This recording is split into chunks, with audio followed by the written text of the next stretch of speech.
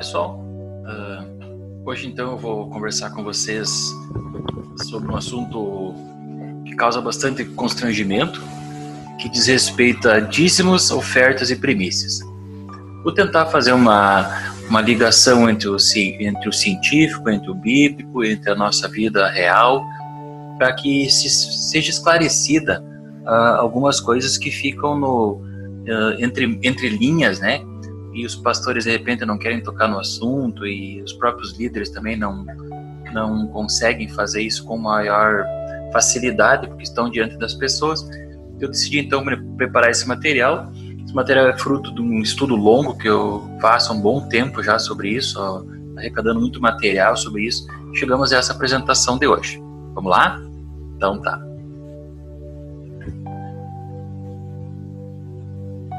Então, o porquê desse assunto? Acho que a primeira coisa que é importante nós observar é o seguinte: a Bíblia, conforme está em amarelinho ali, na Bíblia, que eu sempre chamo de manual do fabricante, né? Tu compra uma televisão, tem manual; tu compra um carro, tem manual; tu compra um computador, tem manual; um ser humano tem manual também. Como o ser humano é um produto bastante complicado, ele precisa de um manual bem grande, por isso que a Bíblia é tão grande. E nessa Bíblia, nesse manual do fabricante, a expressão dinheiro ou posses ou riqueza ou qualquer outro sinônimo está presente em 2.300 versículos. Já a palavra amor está em apenas 460 versículos e a fé está em apenas 215 versículos. Eu posso dizer que quase 10 vezes mais se fala de dinheiro do que de fé na Bíblia. Então, por que eu imagino por que isso, né? A Bíblia é feita para resolver problema das pessoas, e Deus sabia que uma das coisas que mais causaria problema em nós era dinheiro. Então, na hora de fazer o manual, ele pensou: vamos caprichar nessa parte de dinheiro aí, porque o pessoal vai causar problema. O outro assunto é o que diz lá em Mateus 6, 21 e 24, né? Porque onde estiver o seu tesouro, isso também está seu coração. Tem também lá a parte, né? Ninguém pode servir a Deus e a Mamon, a Deus e ao dinheiro, que são sinônimos também. Então, está cada vez maior o número de irmãos na igreja passando por dificuldades financeiras. Essas dificuldades têm gerado problemas nos casamentos, nas famílias, causa depressão, enfim, tem afastado as pessoas de Deus. E muitas vezes a gente não consegue entender que é justamente porque a gente está se importando demais e dando muito valor ao dinheiro, né, acima de deixar ele acima de Deus, a ponto de deixar ele acima de Deus, que faz com que a gente esteja passando por tanta dificuldade.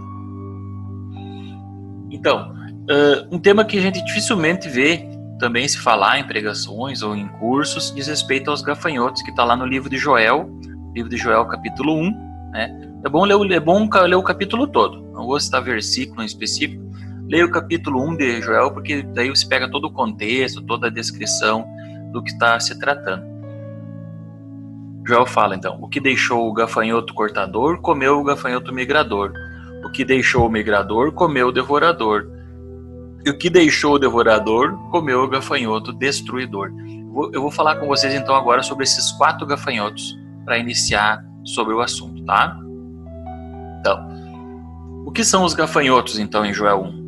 Então, cada tipo de gafanhoto representa uma legião de demônio que age na vida das famílias. Esses demônios, eles agem no patrimônio, destruindo casas, carros, roupas, mantimentos, salário e assim por diante. Eles vão causando a depreciação dos nossos bens. Vamos falar do cortador. Então, o cortador é a primeira figura que Joel utilizou para descrever sobre essa falange de demônios ou de espíritos que se apossam da nossa casa, das nossas finanças. Então, até repetindo lá em Isaías também fala no assunto, né? Que diz o quê?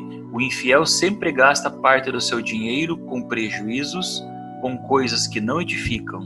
Este dinheiro está sendo jogado fora todo mês. Isaías 55:2. Mas, especificamente, a legião do cortador, ela age todos os dias na vida das famílias que não são fiel a Deus.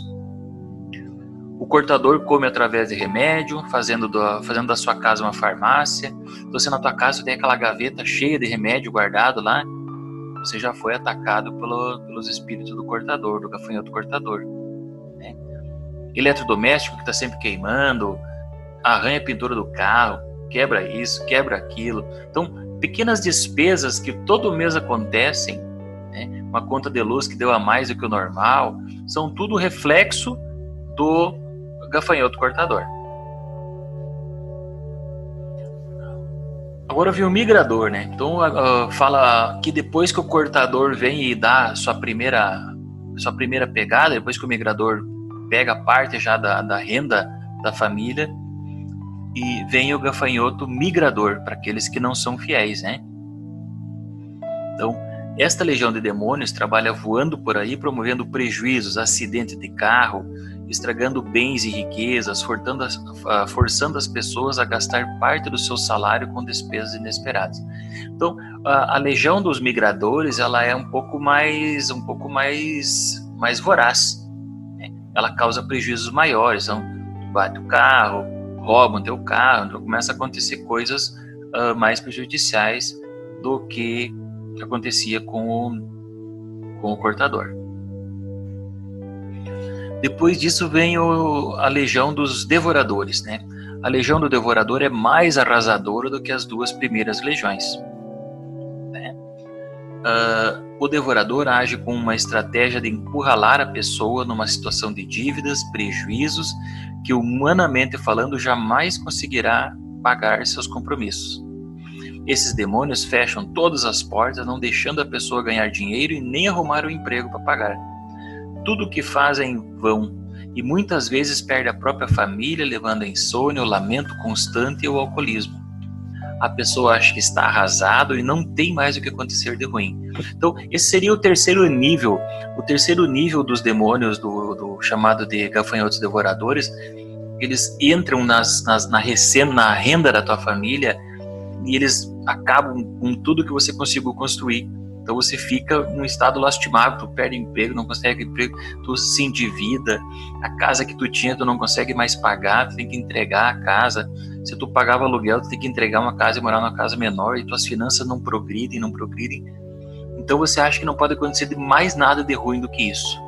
E aí vem o último gafanhoto, que é o gafanhoto destruidor. A legião do destruidor é assassina. Ela cumpre o que diz João 10:10, que o diabo vem para roubar, matar e destruir. Essa legião induz as pessoas, falando no ouvido delas, para se suicidarem, provocando desastres acompanhados de morte. Então, por causa dos prejuízos e das dívidas, muitos acham que não tem solução e acabam com a própria vida. Esses demônios provocam tragédias, levando famílias inteiras à morte. Os espíritos destruidores semeiam doenças fatais, morte, pânico, medo e pavor.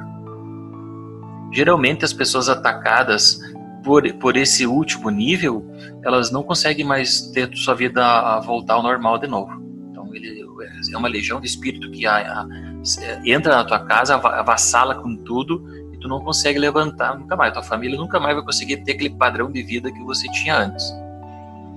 Então, isso acontece, gente, quando a gente não é fiel e a gente acaba abrindo portas para a entrada dessas legiões de demônios que atacam as nossas finanças. Lembrando sempre, né, tudo acontece através da permissão de Deus. Então Deus permite que isso aconteça dentro da nossa família, dentro da nossa casa. Então, como vencer esses gafanhotos? Tava tenso o assunto, né? Tava todo mundo já nervoso. Então, olha só, vamos lá em Joel 2 agora. Joel 1 falava de como eram os gafanhotos, Joel 2 fala como se escapar deles, né? Vou compensá-los pelos anos de colheitas que os gafanhotos destruíram. O gafanhoto migrador, o gafanhoto cortador, o gafanhoto devorador e o destruidor. Vocês comerão até ficarem satisfeitos e louvarão o nome do Senhor, o seu Deus, que fez maravilhas em favor de vocês. Nunca mais o meu povo será humilhado. Então vocês saberão que eu estou no meio de Israel, eu sou o Senhor, o seu Deus, e não há nenhum outro. Nunca mais o meu povo será humilhado. Então, como que se vence gafanhotos, esses gafanhotos, gente, que que avassalam a família de vocês, que atacam, seja desde o primeiro do migrador até o último. Com fidelidade nos dízimos, nas ofertas e nas primícias. Agora eu vou explicar as formas de você criar as defesas nas finanças da tua família. Então, Malaquias 3:8, todo mundo já deve ter ouvido uma pregação sobre isso, né? Mas eu gostaria de que vocês prestassem atenção na pontuação desse versículo. Pode um homem roubar a Deus? Então, Deus faz uma pergunta: como é que um homem pode querer roubar de Deus? Gente, Deus é dono de tudo. Deus é dono do ouro e da prata, é dono dos teus calçados, é dono do teu computador, é dono das tuas roupas. Tudo que tem na tua vida é de Deus. E Deus fica se perguntando como é que alguém pode achar que pode roubar de Deus. Mas ele explica mesmo assim, mas eu explico para vocês. Ele diz: estão me roubando, né, nos dízimos e nas ofertas. Então, esse roubo de Deus faz com que haja a liberação dos gafanhotos. Falar sobre dízimo então, né? O dízimo, gente, é a única coisa em que se pode desafiar Deus. O único lugar na Bíblia que você vai encontrar Deus dizendo assim, ó, ponha-me à prova, ou seja, se você fizer tal coisa, você me pede que eu vou atender. Diz respeito a Malaquias, está lá em Malaquias 3:10. Né? Traga o dízimo, todo o depósito no templo, para que haja alimento em minha casa. Ponham-me à prova, diz o Senhor dos Exércitos. Né? Então, o dízimo, gente, o dízimo representa a fidelidade a Deus, a obediência à ordem de Deus, para que seja entregue a 10ª parte em dinheiro na casa do Senhor para a manutenção da obra. E desta forma, a legalidade para a repreensão do devorador, migrador e cortador. Então, lembrando, é nós que damos legalidade para a atuação desses gafanhotos. Lembrando, né, gente, Deus não é fazedor de brique, né? Deus não faz negócio. Então, você não pode colocar o dinheiro lá e ficar depois tentando negociar com Deus para dar certo das coisas. Então, nós vamos aprofundar mais esse assunto aí. O que é o dízimo, né? O dízimo nada mais é do que 10%. 10%. Eita, um pouquinho que eu vou voltar. 10% de toda a renda recebida em um período, mês, semestre ou ano. Este valor deve ser devolvido ao Senhor no gasofilácio da igreja em que a família congrega. Então, por que usa a expressão devolvido, gente? A gente devolve o dízimo, pois entende-se que pela misericórdia dele, nós podemos ficar com 90% da renda e por isso, né, agradecemos devolvendo apenas 10% para que a obra do Senhor seja desenvolvida. Ou seja, para que Deus deixe eu ficar com 90% do que é dele. Então eu agradeço devolvendo 10% para que possa ser usado na manutenção da obra. E é por isso que a gente tem discutido para que seja entregue o dízimo no gasofilácio, para a manutenção da obra, para a igreja poder funcionar, para as obras que a igreja desenvolve poderem funcionar, é preciso do dízimo. Mas daí nesse momento algumas pessoas podem estar lembrando daquele pastor que ficou rico, né? Aquele pastor que ficou rico. Então, sobre essa questão, eu tenho hoje assim para mim já um posicionamento bem claro. Né? Devemos fazer nossa parte com Deus e devolver o dízimo. Se algum pastor realmente faz mau uso do dinheiro, isso é um problema dele com Deus. Então, façamos a nossa parte. Se algum pastor está realmente desviando o dinheiro do dízimo, aí ele vai se acertar com Deus, gente. E nós com Deus estamos resolvidos, porque nós fizemos a nossa devolução correta. Tá?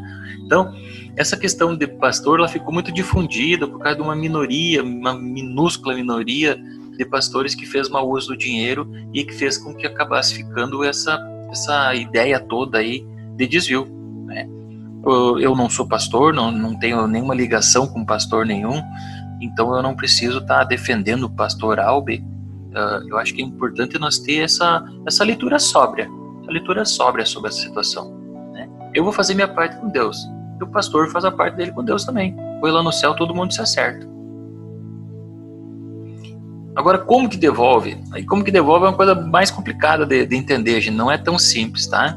Então, no caso de um assalariado, pessoa que ganha salário, o raciocínio, então, que as pessoas fazem é o seguinte: pega o líquido e dá 10%. E aí há um certo engano. Se fosse do líquido, né, seria descontado benefícios como vale-refeição, vale-transporte, INSS, descanso remunerado, que você receberá de volta. Entende? Então o INSS, que desconto do teu salário, você vai receber depois quando você for se aposentar. Então você tem que dizimar sobre o bruto. Resposta correta: dizimar pelo bruto. Caso tenha algum desconto que não retornará para você de alguma forma, aí você pode descontar. Tem um desconto que esse desconto que não volta para mim de nenhum jeito, é um dinheiro perdido, eu não vou ter nenhum tipo de benefício direto ou indireto. Aí você desconta. Senão, se dizima pelo bruto do que está na tua folha. E se você é empresário? Se você é empresário ou autônomo, aí dizima pelo líquido. Como que é do líquido? Olha, eu até fiz um cálculo bem rapidinho aqui, ó. Faturamento bruto da empresa, 100 mil, gasta 20 mil com folha, 15 mil com fornecedor, paga 30 mil de imposto, 10 mil de despesa, 5 mil de prolabore para o empresário, né, o salário do empresário, lucro 20 mil. Então, desses 20 mil, você devolve 10%, 2 mil. E aí você abençoa a tua empresa. Tá? Então, o dízimo do dinheiro da empresa, você protege e abençoa a empresa. Agora, do prolabore, daqueles 5 mil que você ganhou aqui, né, você devolve o dízimo da tua renda e aí você abençoa a tua família. E aí é importante que os empresários, principalmente os pequenos empresários, comecem a fazer a separação. Dinheiro da empresa e prolabore, para poder entender essas bênçãos que acontecem. Então, quando você quer abençoar a tua empresa, você precisa dizimar sobre a tua empresa, sobre o teu serviço. Se você é um autônomo, se você é um advogado, um fisioterapeuta, uma psicóloga, não importa que profissão você tenha. Tá claro, pessoal? Essa frase é forte, né? Olha só. Deus não tem compromisso com o ladrão. Forte, né? Deus não tem compromisso. Deus não anda com ladrão. Os 10% não são teus. Então, se você pega uma coisa que não é tua, está roubando sim. Como que você rouba, né? Então, por exemplo, como é que faz para roubar dízimo? Tá? Vou explicar também. Então, se o empresário lança as despesas da casa dele para a empresa pagar, por exemplo, ele tem celular corporativo, tem lá 5 celulares, dá um celular para cada filho, para mulher, usam tudo para bens pessoal, e quem paga é a empresa. Aluguel da casa da pessoa, a empresa que paga. Se você joga as despesas da tua casa dentro das despesas da empresa, né, e dizima sobre o líquido, você está roubando. Tá? Então, despesas pessoais devem ser pagas com o prolabore, que é um outro valor retirado. Se você é assalariado, como é que tu rouba? Você é assalariado, você dizima pelo líquido, justificando que é o que ele recebe realmente.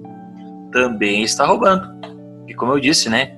INSS, FGTS são benefícios poupados para o futuro. E agora eu vou ser mais pesado ainda. Esposa que sabe que o marido rouba e se omite atrás da chamada submissão dos crentes é cúmplice no roubo. Se a mulher sabe que ele está dizimando errado, ela também é cúmplice. É importante que ela fale para o marido: você não está fazendo certo. Vamos dizimar do jeito certo. Tá ok? Para concluir sobre dízimo, é importante vocês olharem esse desenho aí, tá? O dízimo protege as finanças do ataque dos gafanhotos. Então, se você quer proteger suas finanças, você quer que as finanças da tua casa, as finanças da tua empresa fiquem protegidas, que tenham uma cobertura de Deus, você faz o dízimo, tá? Dízimo apenas protege para você não perder. Vou repetir. Dízimo você apenas protege para não perder. Ok? Agora vamos falar de oferta. Oferta é outra coisa. Oferta é uma outra ferramenta totalmente diferente. Então, a oferta, gente, lá em 2 Coríntios 9, eu acho que é o lugar que eu mais me agrado de explicar. né? Segundo Coríntios 9 vai falar sobre oferta, o que ela é, como que ela funciona e tudo mais. Então, por exemplo, vai em 2 Coríntios 9, 8, ele vai falar lá, abundez em toda a tua obra. O que quer dizer isso? Ó? Abundância em toda boa obra. Então, tudo que for lícito que você fazer, vai haver multiplicação. Então, o teu trabalho, a aplicação do dinheiro, o dinheiro que você tem, que você investe, se você investir em coisas lícitas, atenção para o lícito, haverá multiplicação. Então, por exemplo, se você pegar o teu 13º e for no Paraguai buscar produto para vir revender aqui e fazer a sonegação de imposto, não é lícito, irmão. Não vai ter multiplicação, tá? Não vai estar abençoado nisso aí. Ó, outro aqui, ó, no 10. E multiplique a vossa sementeira, a capacidade de ganhar mais dinheiro, de multiplicar aquilo que tu já tem. Então você consegue gerar uma capacidade de multiplicar o teu dinheiro através da oferta. É ali o efeito multiplicador do dinheiro, do teu salário ou da renda da tua empresa, ela se dá através da oferta. E ainda tem no 11, ó, para toda beneficência. O que é beneficência? Para você enriquecer, para poder prover o próximo, para você ficar cada vez com mais dinheiro, para cada vez poder mais ajudar as pessoas que necessitam. Então a oferta ela tem essas funções fundamentais, tá? A oferta ela é multiplicadora, a oferta é geradora de mais dinheiro, diferente do dízimo. O dízimo apenas protege para você parar de perder. A oferta ela gera multiplicação. Tá legal? Então, as ofertas são doações voluntárias, tá? Dízimo não, dízimo é 10%. As ofertas são voluntárias, você dá quanto você quer, irmão, tá? Podendo ser em dinheiro ou não, que libera prosperidade na vida do cristão. Quando o cristão doa para a igreja um valor em dinheiro além dos 10% do dízimo, é uma oferta. Qualquer valor que você ofertar, o nome é oferta, tá? Quando você doa material, equipamento, quando você faz um serviço, tipo assim, mas eu não tenho dinheiro para ofertar, eu não consigo sobrar, eu não consegui me organizar financeiramente ainda, mas eu posso ajudar a pintar as paredes da igreja no sábado. Eu posso consertar roupa, eu posso fazer um outro trabalho remunerado, um trabalho esporádico sem remuneração dentro da igreja, posso ajudar a varrer, posso ajudar a limpar o mato na frente da igreja. Isso você está fazendo oferta, irmão. Como você está sem dinheiro naquela época, você pode ofertar a tua mão de obra. Isso também é aceito por Deus como oferta. E Ele vai gerar multiplicação na tua vida daí. Ok? Então, valor a ofertar, né? Então, como eu já falei agora há pouco, não existe um percentual ou valor específico, pois depende do desejo do coração. Quando o Senhor nos pede uma semente, Ele já tem uma colheita no coração para derramar sobre nós. Então, se você sente num culto que você está indo o desejo de fazer uma oferta a mais do que o normal, é porque Deus já está preparando para você uma colheita maior, tá? Agora, eu gosto de ser enfático, né? De ser causador de confusão. Deus não é mendigo para ganhar esmola, gente. Tá? Deus é Deus, não dá esmola para Deus. Tá? Ele tem que dar o teu melhor para Ele. É aquilo que você consegue dar o teu melhor. Obviamente, pelo amor de Deus, gente, não vão deixar faltar em casa, né? Não vou comprar pão para os filhos porque eu tenho que dar oferta na igreja. Não é isso, não entendam mal, tá?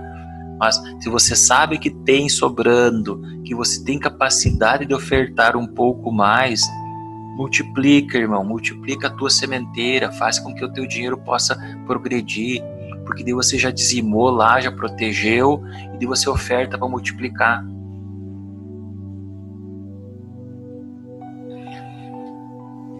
Então, as ofertas possibilitam a multiplicação dos ganhos. Aumento de salário, aumento dos negócios, investimentos. Então, a multiplicação da oferta se dá via oferta.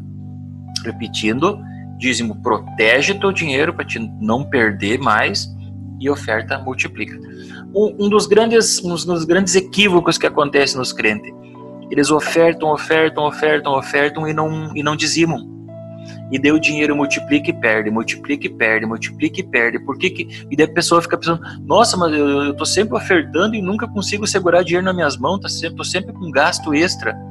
Claro, né, irmão? Não tá dizimando, não tá protegendo, não tá blindando teu dinheiro.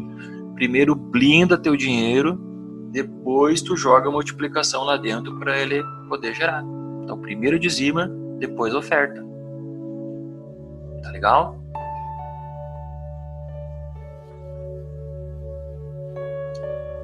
Não adianta ofertar para multiplicar, se não dizimar, eu já falei, né?